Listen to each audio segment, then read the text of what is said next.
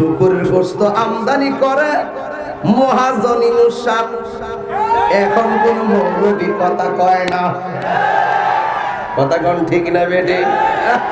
মুখে তালা মারছে, তালা, কারণ চেয়ার পাইছে তো অনেক বালা। মামুর বাড়ি গল্প চলে সংসদে, এই মৌলবীরা এতদিন পর্যন্ত খেলাফত জপছে, এতদিন পর্যন্ত ইসলাম কইছে, 2 মাস 13 দিন হয়ে গেছে, একটা ইসলামের কথা সংসদে শুনলাম না। কথা বলেন ঠিক কিনা?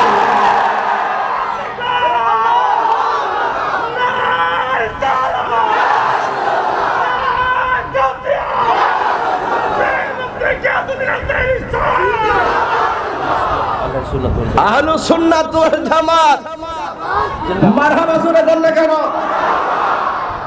আরে বাবা, সে যে অঙ্গনের হোক, কেউ যদি নবীর পক্ষে কথা বলে আমরা তাকে সমর্থন করি। এক হামজালা সংসদের ভিতরে বলছে, আমার নবীর বিরুদ্ধে কেউ যদি কথা বলে মৃত্যুদণ্ড দিতে হবে। আর অন্যান্য মৌলবীরা, ইসলামপন্থীরা চুপ মাইরা বসে রইছে, জমিনের মধ্যে থাপ্পড় দেয় না।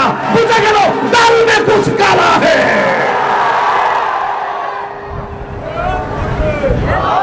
আমার ভাইরা, আমি কাউকে আঘাত করে কথা বলছি না, আমি যা বাস্তব তাই বলছি।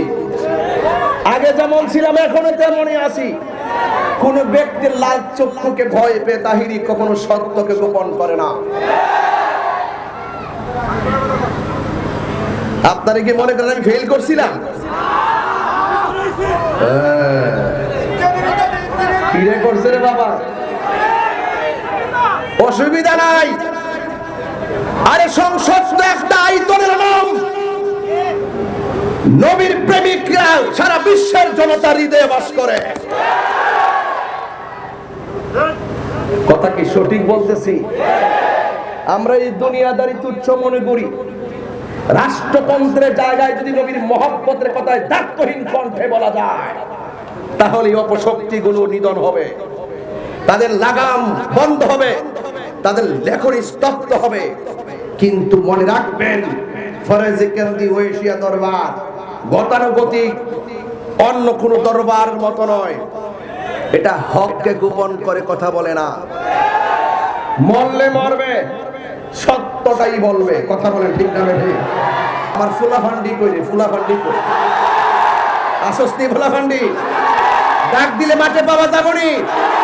ওই দিন মাওলানা রইসুদ্দিনের প্রতি হত্যাকারীদের শাস্তির দাবিতে যখন প্রেস ক্লাবে গেছিলাম, ব্যারিকেড দিয়া কি আমরা আটকায় রাখতে পারছে রে? অস্ত্র জমা দিছি, ট্রেনিং জমা দিছি না। আমরা বাবা শাহজালালের চেতনায় কথা বলি। দর্শকের পক্ষে যখন কোন অ্যাডভোকেট ফাইল ধরে, আমি তাকে আইনজীবী মনে করি না। হত্যাকারীর পক্ষে যখন কোন আইনজীবী ফাইল ধরে থাকে, আমি আইনজীবী মনে করি না। এই জন্য পুলিশ প্রশাসনকে বলছি, হত্যাকারী শাস্তির দাবিতে মাঠে নেমেছি। আপনাদের দায়িত্ব আমাদের সাথে আসা, ব্যারিকেড দেওয়া চলবে না। আজকে অনেকগুলা পুলিশ প্রশাসন আমাদেরকে প্রটেক্ট দিয়ে স্টেজে এনেছে, এখনো পর্যন্ত আছে, আছে কিনা বলেন?